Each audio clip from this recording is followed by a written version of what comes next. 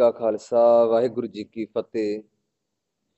Centre ਸਰਕਾਰ ਦੇ ਵੱਲੋਂ ਇੱਕ ਖੇਤੀ ਦੇ ਸਬੰਧ ਨੂੰ ਲੈ ਕੇ ਬਿੱਲ ਪਾਸ ਕੀਤਾ ਗਿਆ ਪਿੱਛੇ ਜਿਹੇ, ਤੇ ਦੇਖੋ ਉਸ ਬਿੱਲ ਦੇ ਕਾਰਨ ਸਾਰਿਆਂ ਨੂੰ ਕਿੰਨੀ ਪਰੇਸ਼ਾਨੀ ਹੋਈ। ਸਰਕਾਰ ਆਪਣੀ ਜਿੱਦ ਉੱਤੇ ਅੜੀ ਹੋਈ ਹੈ ਕਿ ਮੈਂ ਬਿਲਕੁਲ ਸਹੀ ਹਾਂ, ਪਰ ਸਰਕਾਰ ਇਹ ਨਹੀਂ ਸਮਝਣ ਦਈ ਕਿਸਾਨਾਂ ਦਾ ਦਰਦ ਕੀ ਹੈ। ਆਪਣੀ ਜਿੱਦ ਪੁਗਾਉਣ ਦੀ ਬਜਾਏ ਘੱਟੋ ਘੱਟ ਕਿਸਾਨ ਵੀਰਾਂ ਦਾ ਦਰਦ ਤਾਂ ਸਮਝਣ ਦੀ ਕੋਸ਼ਿਸ਼ ਕਰੇ।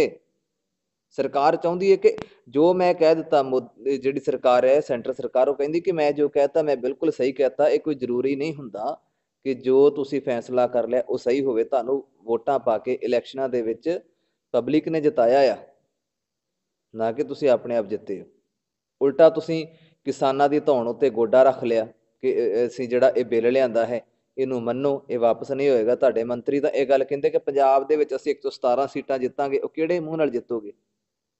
ਕੋਈ ਕੰਮ ਤਾਂ ਇਹੋ ਜਿਹਾ ਕਰ ਲਵੋ ਕਿ ਜਿਹਦੇ ਨਾਲ ਤੁਹਾਨੂੰ ਵੋਟਾਂ ਪੈ ਜਾਣ। ਕੋਈ ਇੱਦਾਂ ਦਾ ਹੀਲਾ ਵਸੀਲਾ ਕਰੋ ਜਿਹਦੇ ਨਾਲ ਤੁਸੀਂ ਲੋਕਾਂ ਕੋਲ ਜਾ ਕੇ ਵੋਟ ਮੰਗਣ ਜੋਗੇ ਤਾਂ ਹੋਵੋ। ਇਹ ਬੜੀ ਇੱਕ ਬੇਸ਼ਰਮੀ ਵਾਲੀ ਗੱਲ ਹੈ ਜਿਹੜੀ ਕਿ ਸਰਕਾਰ ਨੂੰ ਨਹੀਂ ਸੀ ਚਾਹੀਦੀ। ਦੇਖੋ ਤੁਸੀਂ ਕਿੰਨੇ ਪ੍ਰਬੰਧ ਕੀਤੇ। ਸਭ ਤੋਂ ਪਹਿਲਾਂ ਤਾਂ ਖੱਟੜ ਨੇ ਪ੍ਰਬੰਧ ਕੀਤਾ ਕਿ ਸੜਕਾਂ ਬੰਦ ਕਰ ਦਿੱਤੀਆਂ। ਉਹਦੇ ਬਾਅਦ ਫਿਰ ਦਿੱਲੀ ਵਿੱਚ ਤੁਸੀਂ ਇਹੋ ਜਿਹੀਆਂ ਕੰਡਿਆਲੀ ਤਾਰਾਂ ਲਾ ਦਿੱਤੀਆਂ, ਫਿਰ ਤੁਸੀਂ ਬੈਰੀਗੇਡ ਉੱਥੇ ਲਾ ਦਿੱਤੇ, ਅਥਰੂ ਗੈਸ ਤੁਸੀਂ ਸੁੱਟੇ, ਪਾਣੀ ਤੁਸੀਂ ਸੁੱਟਿਆ ਕਿਸਾਨਾਂ ਦੇ ਉੱਤੇ। ਇਹ ਕਿਸਾਨ ਕੋਈ ਅੱਤਵਾਦੀ ਨੇ ਜਾਂ ਕੋਈ ਕਿਤੇ ਬਾਹਰੋਂ ਆਏ ਹੋਏ ਨੇ? ਇਸੇ ਹੀ ਦੇਸ਼ ਦੇ ਵਿੱਚ ਰਹਿਣ ਵਾਲੇ ਨੇ, ਇਸੇ ਹੀ ਦੇਸ਼ ਦੇ ਵਿੱਚ ਉਹ ਰਹਿੰਦੇ ਨੇ ਸ਼ੁਰੂ ਤੋਂ। ਇਹ ਪੰਜਾਬੀਆਂ ਨੇ, ਕਿਸਾਨਾਂ ਨੇ ਇਸ ਦੇਸ਼ ਦੀ ਇੱਜ਼ਤ ਬਚਾਉਣ ਦੇ ਲਈ ਆਪਣੇ ਖੇਤਾਂ ਦੇ ਵਿੱਚ ਹੱਲ ਚਲਾ ਕੇ ਤੁਸੀਂ ਵਿਦੇਸ਼ਾਂ ਦੇ ਵਿੱਚੋਂ ਕਣਕ ਮੰਗਵਾਉਂਦੇ ਸੀ। ਯਾਦ ਕਰੋ ਪੁਰਾਣਾ ਇਤਿਹਾਸ, ਯਾਦ ਕਰੋ ਉਹ ਪੁਰਾਣੀਆਂ ਗੱਲਾਂ। ਜਦੋਂ ਕਿ ਵਿਦੇਸ਼ਾਂ ਦੇ ਵਿੱਚੋਂ ਕਣਕ ਮੰਗਵਾਉਂਦੇ ਸੀ ਤੇ ਇਹਨਾਂ ਨੇ ਆਪਣੇ ਖੇਤਾਂ ਦੇ ਵਿੱਚ ਹੱਲ ਚਲਾ ਕੇ, ਖੇਤਾਂ ਦੇ ਵਿੱਚ ਵਾਹੀ ਕਰਕੇ ਤੁਹਾਡੀ ਇੱਜ਼ਤ ਨੂੰ ਰੱਖਿਆ, ਤੁਹਾਡਾ ਮਾਣ ਸਨਮਾਨ ਰੱਖਿਆ ਕਿ ਭਾਰਤ ਇੱਦਾਂ ਦਾ ਦੇਸ਼ ਨਹੀਂ ਹੈ, ਪੰਜਾਬੀ ਇੱਦਾਂ ਨਹੀਂ, ਇਹਨੇ ਬੇਹਿੰਮਤੇ ਨਹੀਂ ਹਨ ਕਿ ਉਹ ਕੁਛ ਕਰ ਨਹੀਂ ਸਕਦੇ। ਤੁਹਾਡੇ ਵਾਸਤੇ ਇਹਨਾਂ ਨੇ ਆਪਣੇ ਖੇਤਾਂ ਦੇ ਵਿੱਚ ਹੱਲ ਚਲਾਏ ਤੇ ਅੱਜ ਤੁਸੀਂ ਉਹਨਾਂ ਦੀਆਂ ਜ਼ਮੀਨਾਂ ਉੱਤੇ ਹੀ ਜਿਵੇਂ ਕਹਿ ਲਓ ਕਿ ਕਬਜ਼ੇ ਕਰਨ ਲੱਗਣ ਦੀਆਂ ਕੋਸ਼ਿਸ਼ਾਂ ਕਰਨ ਦੇ ਹੋ, ਜਿਹੜਾ ਕਿ ਸਰਾਸਰ ਗਲਤ ਹੈ। ਮੰਤਰੀ ਤੁਹਾਡੇ ਕਹਿਣ ਦੇ ਕਿ ਅਸੀਂ ਜਿੱਤਾਂਗੇ, ਉੱਧਰੋਂ ਮਨੋਹਰ ਲਾਲ ਖੱਟੜ ਨੇ ਆਪਣੀ ਔਕਾਤ ਵਿਖਾ ਦਿੱਤੀ ਬੈਰੀਕੇਡ ਲਾ ਕੇ, ਤੇ ਫਿਰ ਰਹਿੰਦੀ ਕਸਰ ਜਿਹੜੇ ਤੁਸੀਂ ਸੜਕਾਂ ਵੀ ਤੋੜ ਦਿੱਤੀਆਂ।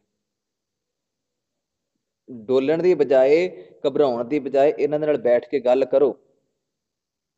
ਤੇ ਮੈਂ ਸਾਡੇ ਪੰਜਾਬੀ ਭਰਾਵਾਂ ਨੂੰ, ਸਾਡੇ ਵੀਰਾਂ ਨੂੰ ਇਹ ਅਪੀਲ ਕਰਾਂਗਾ, ਸਾਡੇ ਮਾਤਾਵਾਂ ਨੂੰ, ਭੈਣਾਂ ਨੂੰ, ਕਿ ਜਿਹੜੇ ਸਾਡੇ ਵੀਰ ਉੱਥੇ ਗਏ ਹੋਏ ਹਨ ਦਿੱਲੀ ਦੇ ਵਿੱਚ, ਕਿਸਾਨ ਵੀਰ, ਉਹ ਫਤਿਹ ਮੋਰਚੇ ਨੂੰ ਕਰਕੇ ਆਉਣ, ਜਿੱਤ ਪ੍ਰਾਪਤ ਕਰਕੇ ਆਉਣ, ਤਾਂ ਕਿ ਜੋ ਸਰਕਾਰ ਨੂੰ ਪਤਾ ਲੱਗ ਸਕੇ ਕਿ ਕਿਸਾਨ ਗਲਤ ਨਹੀਂ ਸਨ।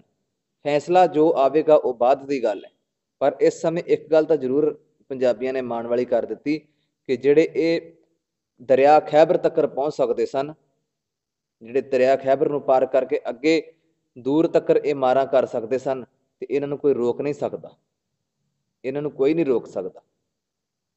ਸੋ ਮੈਂ ਬੇਨਤੀ ਕਰੂੰਗਾ ਕਿ ਜਿਹੜੇ ਸਾਡੇ ਭਰਾ ਗਏ ਹੋਏ ਹਨ, ਕਿਸਾਨ ਵੀਰ ਗਏ ਹੋਏ ਹਨ, ਉਹਨਾਂ ਦੀ ਅਸੀਂ ਚੜ੍ਹਦੀ ਕਲਾ ਦੇ ਵਾਸਤੇ ਅਰਦਾਸ ਬੇਨਤੀ ਕਰੀਏ ਪ੍ਰਮਾਤਮਾ ਦੇ ਕੋਲ। ਪ੍ਰਮਾਤਮਾ ਇਹਨਾਂ ਨੂੰ ਜਿੱਤ ਬਖਸ਼ੇ ਅਤੇ ਜਿਹੜਾ ਹੈ ਸਰਕਾਰਾਂ ਦਾ ਹੰਕਾਰ ਉਹ ਟੁੱਟੇ, ਖਤਮ ਹੋਵੇ ਤੇ ਕਿਸਾਨ ਆਪਣੇ ਮੋਰਚੇ ਨੂੰ ਫਤਿਹ ਕਰਕੇ ਆਉਣ। ਵਾਹਿਗੁਰੂ ਜੀ ਕਾ ਖਾਲਸਾ, ਵਾਹਿਗੁਰੂ ਜੀ ਕੀ ਫਤਿਹ।